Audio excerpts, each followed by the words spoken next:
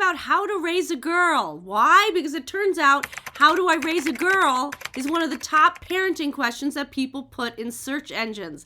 So I thought I would tackle it. I'm Rathia Lee. I make videos about non-coercive collaborative parenting. If you don't know what that is, there are so many videos that I have about all different aspects of this approach. It brings you out of the stress of having to control your child more and more and more as they grow up. There's another way to treat your child as an equal, to have collaboration, communication, negotiation, and to find actual friendship with your child. Today, we're going to talk about raising a girl. I think the subtext is, how do you raise a girl in a sexist, misogynistic, patriarchal society, right? If you're not asking that question, then you got to put yourself on the map right there. A lot of what I'm going to say also applies to non-binary and trans children and boys. I could do a whole political analysis on what it's like to be oppressed as a woman, as a girl. But I'm going to tackle this from a parenting perspective. How do you raise a girl as a parent? I could also do a whole analysis on the gender binary and stereotypes and how harmful they are to everyone. I don't subscribe to it, and yet I live in this world and I have to deal with it. So what I've seen in control-based parenting, which is most parents learn that they must control their children to make them the person that they think their child should be. They have an idea of how their child should act. And if the child doesn't do that, they get punished. There's a lot of consequences. Sometimes there's timeouts. Sometimes kids get sent to their room. There's all systems of punishment that keep children behaving, that discipline their children. And that's how most parents parent. That's how most people were parented. There's a huge range of how that can look, but it's control-based parenting. It's not give and take, collaboration, negotiation, listening, and the parents having to change themselves in order to stay open, the parent having to heal their childhoods in order to keep their hearts open and not force their child to be who they want them to be. It's hard work for the parent, but what it gives you is this incredible closeness with your kid that you really in your heart always dreamed of. If you force your child to obey you on whatever level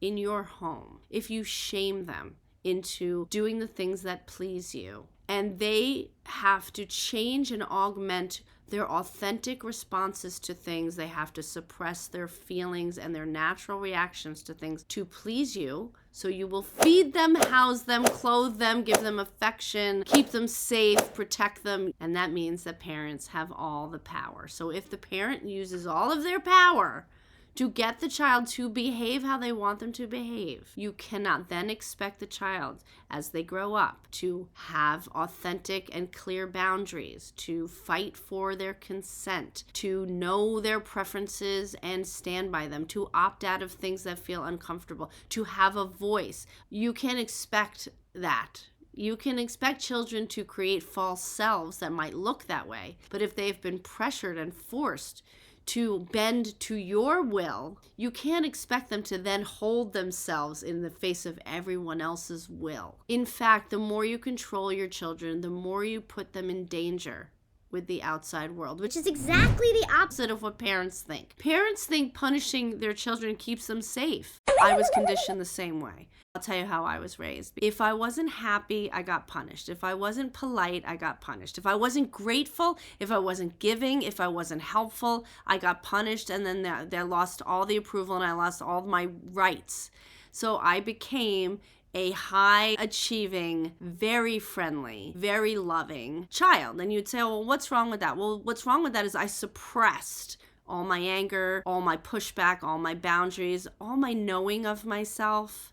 I had to suppress what I really believe because I had to use all my vital energy to please my parents so that they would take care of me. When I was sent out into the world, I, of course, people pleased everyone. And this is what happens to so many girls who are expected to be kind, pleasing, giving, polite, helpful. They have no idea how to protect themselves. They do not have those skills. They have not been raised with those skills. This is actually true for all children. But the expectation for girls is if they want to be liked, if they want to be worthy, if they want to have connection, if they want to have success, they have to be these kind, sweet, loving, giving people pleasers. They can't get a lot of what they want out of life. It's a survival strategy. So if you as a parent raise them to do that with you in the home, you know they'll be doing that out in the world. As a girl child who was forced to obey at home, I went out into the world and I became susceptible to bullies, manipulators, narcissists. I had no skills. I had no skills except to say yes. I lost myself in relationships because I couldn't make any boundaries and I didn't know what I think. And I didn't know what it meant to be equals to people and to speak up about things and to withdraw from things that didn't feel good to me. I didn't have any of those skills because I'd spent my whole childhood obeying my parents. And I had to learn the very, very hard way that if I didn't get myself into therapy very young and spend all of my money, which was not much, on going to therapy twice a week, I was actually not going to make it. I was actually not going to be safe. I wasn't safe. I had lost safety along the way. And so this is really about parenting. If you parent your child to have a voice, to push back, to speak up, to say no, to say yes, to make boundaries, to express themselves the way they want to express themselves, to dress the way they want to dress, to have all their quirks, to be interested in what they want to be interested in and not interested in what they're not interested in, not being pressured, not having to people please your emotions, not having to take care of their parents' emotions. I mean, that's what this is really about. If you force your child to take care of your emotional well-being, that's what they're going to grow up and do to everyone in their life. You don't want that. I know you don't want that. If you got this far in my video, you don't want that. So in order to raise a girl, you have to allow her to be who she is, and you have to teach her about oppression. You have to teach her about sexism. You have to teach her about misogyny. You have to teach her about patriarchy and capitalism and racism and how it all fits together, all the isms, and how her voice matters. And you have to do it in an age-appropriate way. And I know that probably sounds impossible, but the place to start is really looking at the power structure in your household, the power structure of the parent-child relationship. Because as long as you use your power to force your child to act in a certain way, you're harming your child and you're setting them up for more hurt in their life. So how you raise a girl child is you vigorously deconstruct the power dynamic within yourself, how you were raised, what was expected of you, and the gender that you were raised as, and all the belief systems you have about gender expression. In the end, it's the parents have to do the deep deconstruction work and their own healing process in order to be a humane parent. And when you've done that work on yourself, you really start to see children as powerful, beautiful, tender, vulnerable humans that need your support to be who they truly are. And we have to get out of the way of that. All the beliefs and all the expectations around girls and gender is toxic, it's destructive, it's violent, and you're not going to be able to help your child with that if you don't do that work yourself.